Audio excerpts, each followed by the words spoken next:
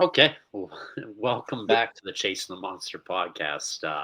It's good to be back. I think we had a couple week hiatus here alongside Luis Gomez. I'm David Karras, and we are recapping some big news today in the Boston Red Sox community. As you can tell by the ticker above us and the ticker below us, it's sunny now in the Northeast. The Red Sox have acquired Sonny Gray, and yeah, he's going to be part of the rotation. Wait for David to bury the lead there. We just ripped the band-aid off, and I just broke the news right now. But video's over. Thanks everyone for watching. No, I'm just kidding. So, Lewis, how are you doing tonight? Doing good. We're doing good. Can't complain. Finally something happened, right? Like it's been a kind of a boring off season. No, there's not a lot of rumors. You get me? There's normally like, oh, Sonny Gray to the Red Sox is hitting up. No, it's not like everything's happening so quiet. It's literally like, boom, surprise. You get what I mean? But like, yeah, it's been all right. It's been good. I mean, can't complain. What about for you?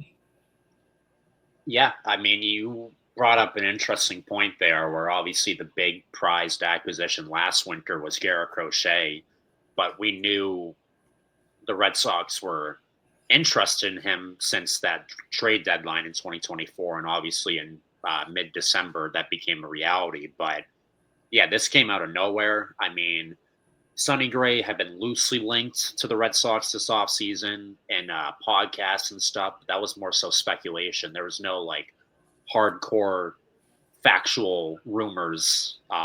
Yeah. As ironic as that sounds, factual rumors with Sonny Gray being tied to Boston. But yeah, this happened this morning, came out of nowhere. But yeah, I mean, it's the biggest move of the MLB offseason today. And Sonny Gray will be coming to the Red Sox, and the Red Sox will be trading two depth pitchers in their organization. Brandon Clark will be going to the St. Louis Cardinals. He is a right-handed pitcher. Is he a righty or a lefty? I'm sorry, I don't have that information. Lefty. He's a lefty, I think. I'm pretty sure he is. So we have Brandon Clark, who is the one of the top pitching prospects in the Red Sox organization, heading to St. Louis, along with another pitcher, lefty Richard Fitz.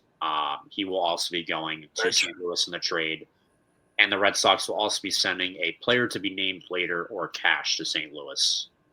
In exchange, St. Louis is giving us, as I said, Sonny Gray, along with $20 million in cash. So there's a few more things to go over with this trade, but Lewis, when I lay all that out here, what are your initial reactions to the trade? Well, man, I feel like that could be Sonny Gray is a veteran guy that has experience, and that's pretty good. He's pretty good. It's not like he's the best, but he's also not the worst. So I like that move, but not as a number two starter, and not as our number two. More like our number three or number four, to be honest. But I feel like having him is, I think we're better. We're getting better with him. That's a guy that's gone through a lot, experience, and I could see him being a part of the playoff, like, rotation, but not on someone that could definitely, like, who you need to pitch game seven, for example. You get what I mean? But yeah, I feel like I will be happy with this trade and with Sonny Gray, but I will be even happier if he's not our number two and he's just a number four guy. Yeah, like the Giolito replacement. Yeah, or So Walker replacement. That's we your we ass. will, we will not speak of Walker Bueller anymore on Chasing the Monster. We wish him well. That's your favorite player right there. That is my favorite player of all time. We spent way too much time talking about the struggles of Walker Bueller on this program in 2025. I wish him well, but yeah, Literally, the that was the name. I actually checked. That was the player that we mentioned more in every podcast this year. Walker. So At some point, you remember you said to me, "Oh, no wonder they named him Walker." what did I say? What?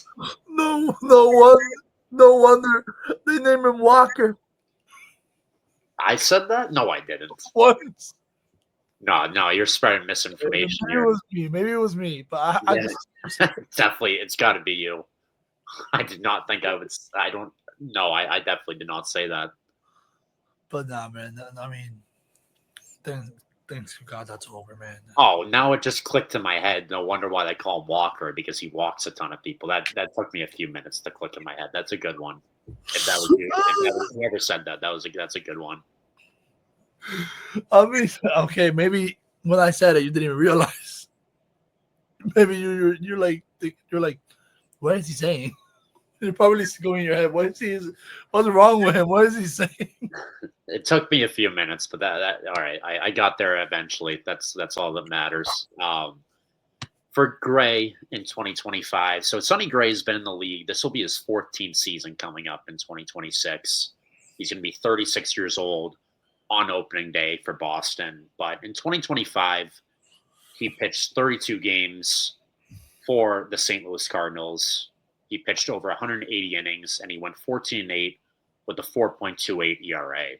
Now, I know when this trade first happened, the main talking point was that ERA is way too high. Like, everyone's first reaction was, why are the Red Sox giving up so much and paying so much for a guy with an ERA that high? Well, that's why it's important that you look at the advanced stats as well, because the basic statistics in baseball don't always tell the whole story. Now, his FIP, Sonny Gray's FIP, was a 3.39 in 2025, almost a whole percentage point lower, almost a whole run lower than his ERA. So what that tells us is that he was getting unlucky with the fields he was pitching in, with the defense of the Cardinals behind him. There was a lot of unluckiness with Sonny Gray in 2025. And also, his strikeouts per 9 innings in 2025 was over 10, and his walks and homers per 9 innings in 2025 were both under 2. Those numbers are both upgrades over Giolito. Giolito was at 7 strikeouts per 9 innings and about 2 or 3 walks per 9 innings. So we're basically getting the replacement for Giolito $1 million cheaper. Because if we had given Giolito the qualifying offer, Lewis, it would have been 1 year, $22 million. But we're going to be paying Sonny Gray $21 million. That's going to be his CBT hit against the payroll in 2026 is right around $21 million for Boston. And the way that works is his base salary in 2026 with Boston is $31 million. There's a mutual buyout between Sonny Gray and the Red Sox in 2026 for $10 million. So that's up to $41 million. But the Cardinals are sending us $20 million to help pay for the contract. So $41 million minus $20 million is $21 million. So the Red Sox are paying $21 million for Sonny Gray in 2026, and the Cardinals are paying the remaining $20 million.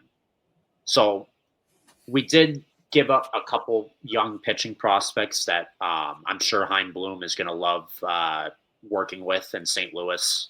It is very funny that Hein Bloom's first move on his own with St. Louis is with his old team, the Red Sox. I found that funny.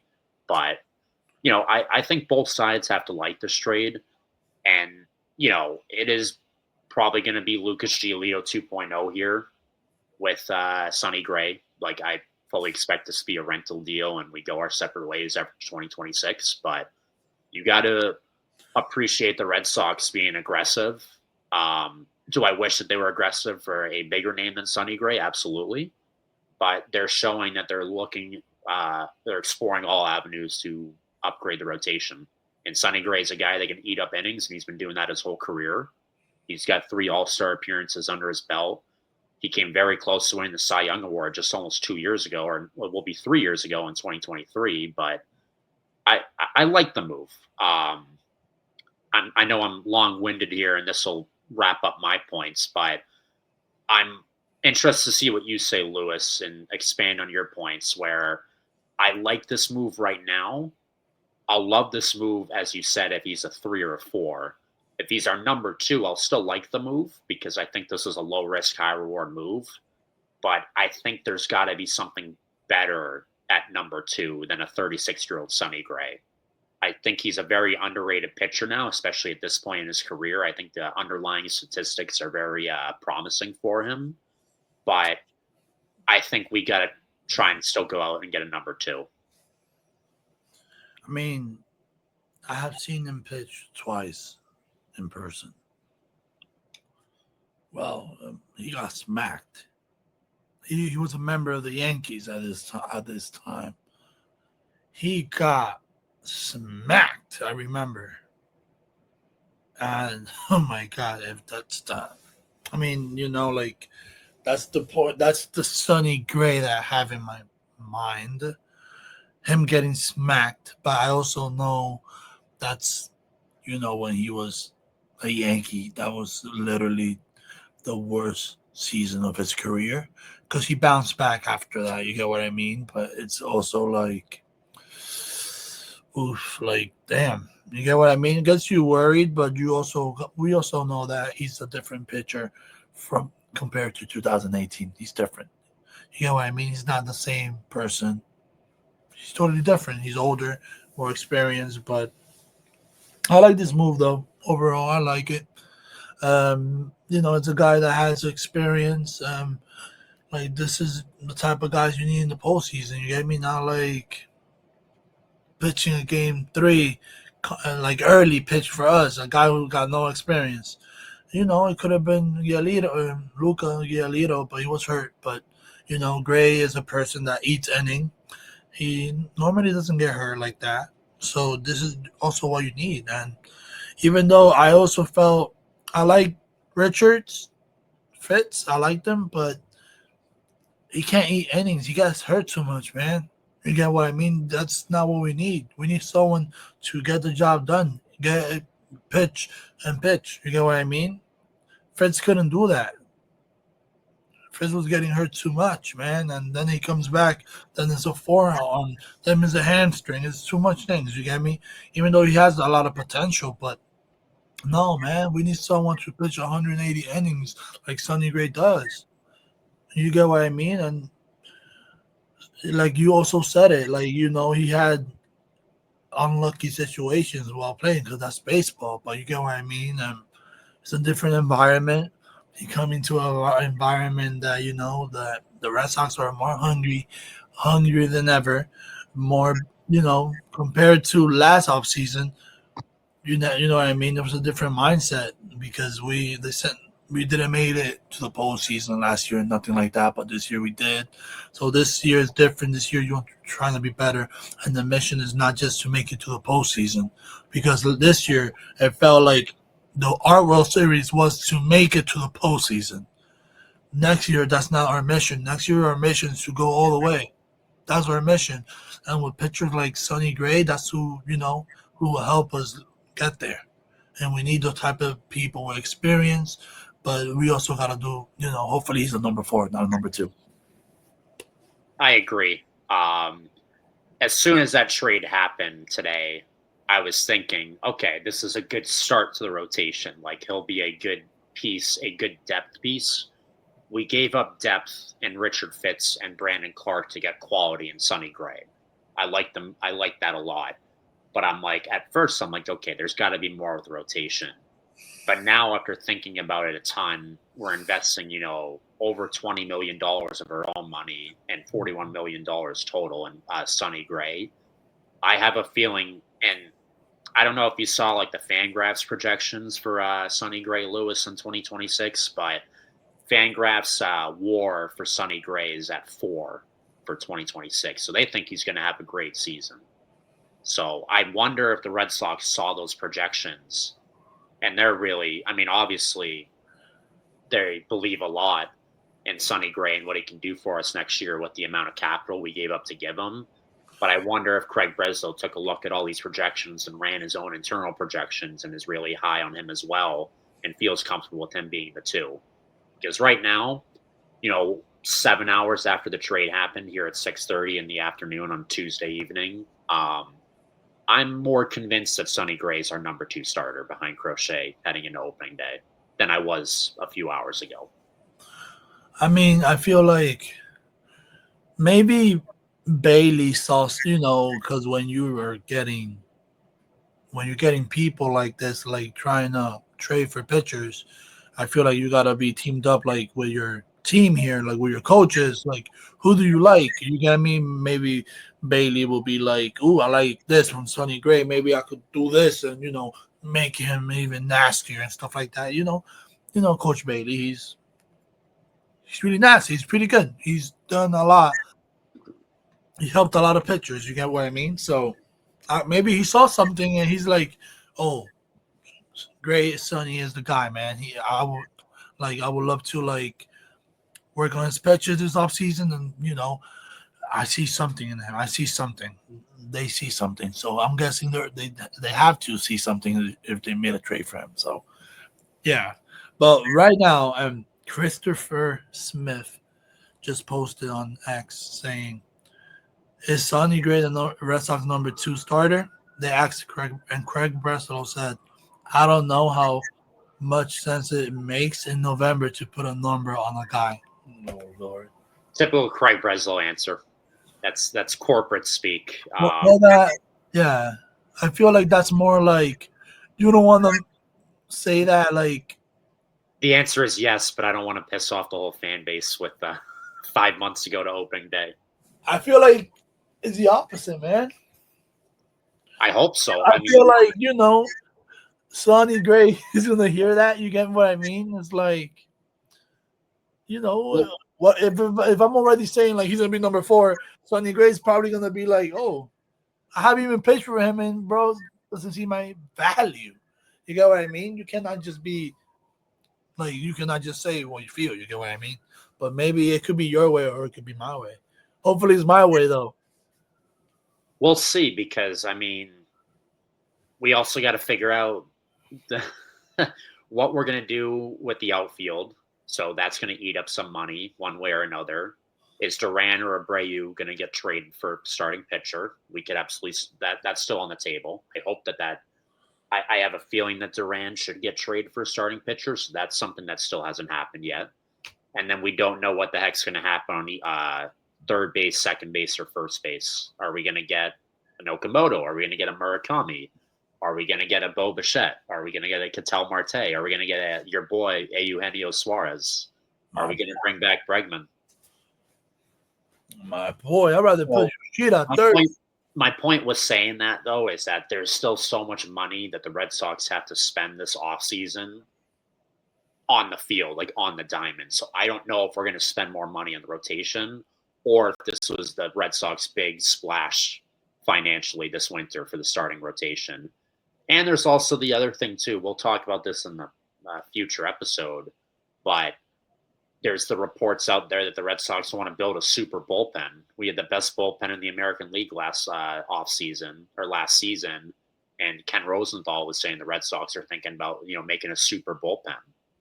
So do we splash in the bullpen and go like you have a great bullpen, get like elite, and then just have a good rotation upgraded just with the addition of Sonny Gray, and then you hope Patrick Sandoval can slot into that 4 or 5 spot and you'll be good. I mean, I don't know.